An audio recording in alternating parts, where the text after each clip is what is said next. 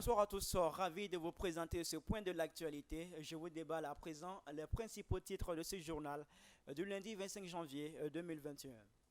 Le nom du meilleur journaliste de Côte d'Ivoire 2020 est désormais connu. Aka Marcel du quotidien L'Inter succède à Serge Koléa de la RTI. En religion, rassembler les jeunes musulmans autour des valeurs de l'islam, tel était le but de la troisième édition du mini-sommet de la jeunesse musulmane et qui s'est tenu ce samedi à Bobo à l'initiative de l'ONG Hamza Charity. Et puis, vous allez le constater dans le journal, la défunte chanteuse sud-africaine Myriam Makeba est éternelle en France. Un passage à Paris porte désormais son nom. Ce sont les grandes lignes de ce journal. Bienvenue à tous sur l'intelligent.tv, la web TV dont vous rêvez.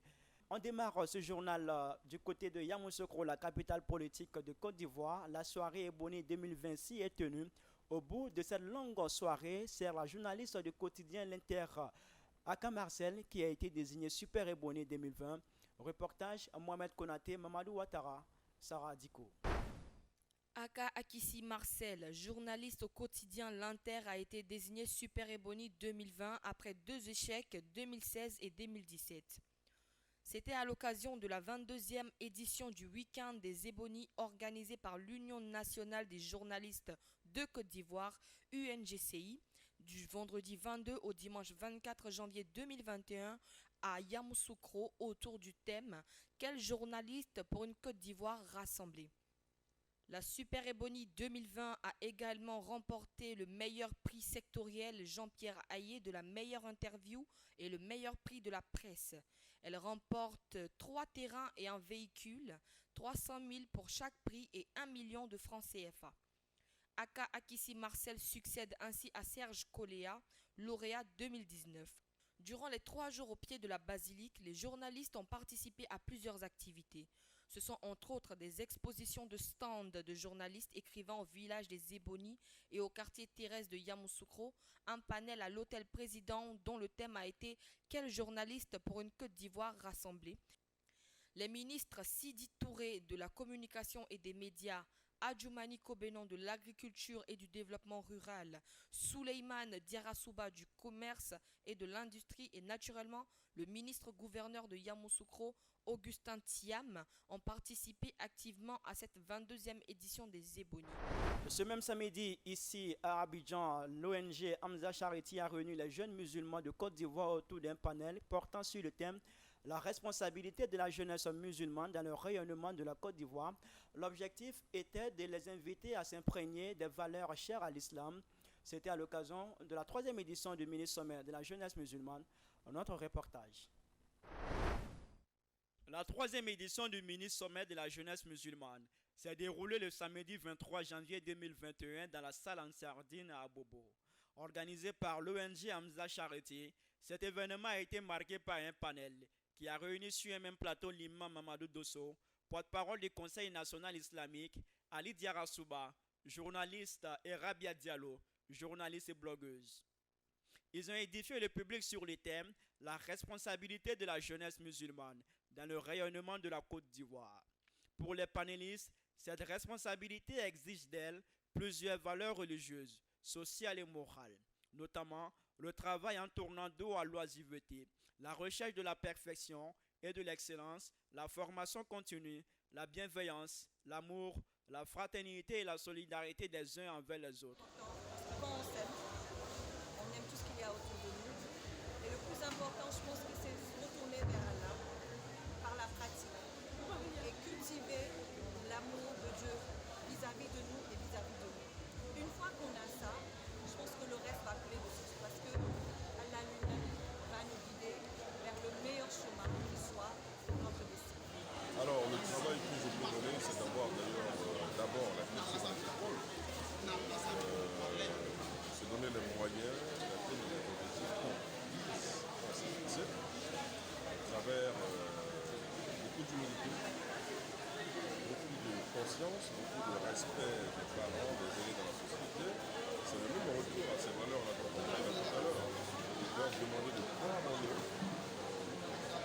de croire surtout en ce que Dieu a prédestiné pour eux, donc ils donnent les moyens d'atteindre les objectifs qui se fixent. Ils visent très loin, parce que dans la communauté musulmane, on a besoin de cadres de compétences, de tout ordre. Donc on compte sur cette jeunesse-là relever des défis difficiles. Au-delà de tous ces conseils prodigués, l'imam Mamadou Dosso a particulièrement encouragé les initiateurs à perpétuer cet événement. Pour Abdul Koné, PCA de l'ONG Hamza Charity, le mini-sommet de la jeunesse musulmane a été initié dans l'objectif de réunir cette jeunesse autour des valeurs de l'islam. Parce que nous avons, disons, pris l'initiative d'organiser un mini-sommet dans le simple but de réunir la jeunesse musulmane, voilà, dans le sens de permettre à ce que ces derniers-là unissent leurs forces pour le développement de la communauté musulmane et aussi le développement de la Côte d'Ivoire. Voilà, donc chaque année nous faisons le mini-sommet sur deux thèmes, un thème qui concerne la communauté et un autre thème qui concerne notre pays. Voilà.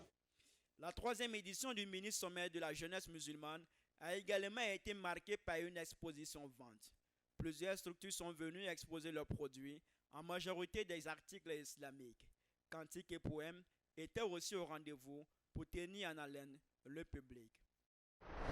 Depuis 2008, l'artiste chanteuse sud-africaine Myriam Makeba n'est plus de ce monde des vivants, certes, mais elle reste encore présente dans les esprits à travers ses œuvres musicales. Cette présence vient d'être renforcée à Paris où un passage a été baptisé à son nom. Découvrons-le ensemble avec Charles Kwasi et Sarah Adiko. Décédée en 2008, l'icône de la musique africaine et mondiale Myriam Makeba continue de recevoir des hommages pour son engagement dans la lutte contre la ségrégation raciale en Afrique du Sud. La France a immortalisé son nom. Ainsi, un passage porte son nom dans la capitale française depuis 2013. Il s'agit de l'ancienne voie AA12, située à un angle de la rue de Charenton, dans le 12e arrondissement à Paris. La célèbre chanteuse de jazz et militante politique sud-africaine est née en 1932. Elle est décédée en Italie en 2008.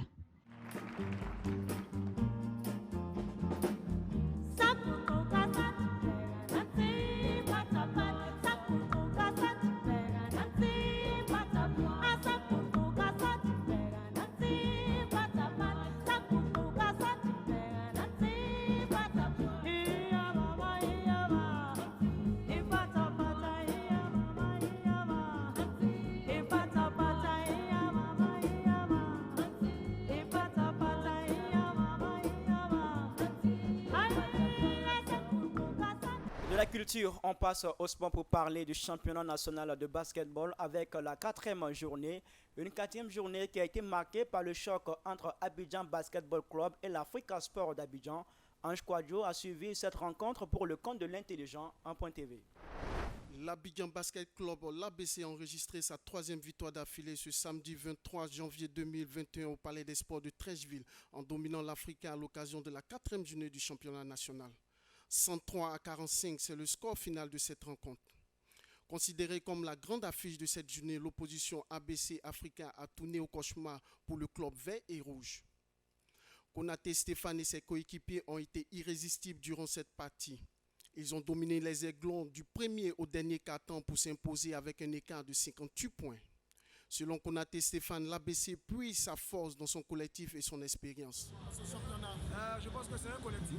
Déjà, l'ABC quand même 15 fois champion de Côte d'Ivoire. Ce n'est pas un petit palmarès. Je pense qu'il y a une base. Et cette base-là qui est vraiment solide, qui permet de faire intégrer tous les niveaux. Et bon voilà, Dieu merci pour le moment, ça marche. L'Africa, pour sa part, totalise 3 défaites en autant de matchs. Des contre-performances à mettre à l'actif selon Jean-Simon Santos à la jeunesse de cette équipe. Nous avons une équipe très jeune, très jeune. Il y a 1 ou 2 ans, la grande équipe d'Africa a été disloquée. Les joueurs sont partis un peu partout. Donc là, c'est carrément une nouvelle équipe avec 90, il y a 95 mais de jeunes. On n'est que 3 anciens. Donc c'est pas facile. Mais pour certains, c'est leur première fois de jouer en première division. Donc là, on a essayé de jouer. Mais bon, l'ABC, c'est le champion en titre. Le champion en titre, l'ABC, affrontera le samedi prochain la Jeunesse Club d'Abidjan à la faveur de la 5e journée du championnat national de basket. Restons toujours avec Ange Kouadio, à qui on ajoute cette fois Franck Zawi. Nos reporters sont allés à votre rencontre et vous ont tendu le micro en ayant la caméra fixée sur vous. Leur mission était de savoir votre position sur cette question. entre la femme et le féticheur, qui aime le plus le poulet? Suivant ce que vous leur avez donné comme réponse. Mon frère, féticheur aime poulet, mais femme a fini ça. Quand il invite, ah bébé, allons tout de suite au London. Et bébé, oui, il est fin. Tu aimes manger quoi? Demi-poulet. Demi-poulet sont comment? Sans piquer. Qui aime à ton avis? Ah mon frère, toi il faut voir.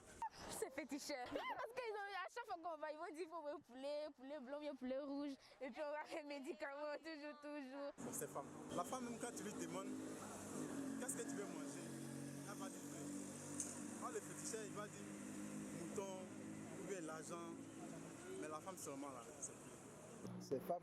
Parce que tu invites la femme n'importe où dans un restaurant, c'est toujours poulet à manger. C'est ça. Féticheur, tu vas chez le féticheur, il peut demander taureau, il peut demander autre chose, mais femme, c'est toujours poulet. Loin d'être un féticheur, le poulet reste et demeure pour moi un animal dont j'admire tant la viande faite comme moi. Vous ne serez pas dessus. C'est sur cette note d'humour que je voudrais vous dire merci de nous avoir suivis. Toute l'équipe de production se joint à moi pour saluer votre fidélité à l'intelligent.tv, la web TV dont vous rêvez. Portez-vous bien et puis mangeons du poulet, c'est très important. Au revoir.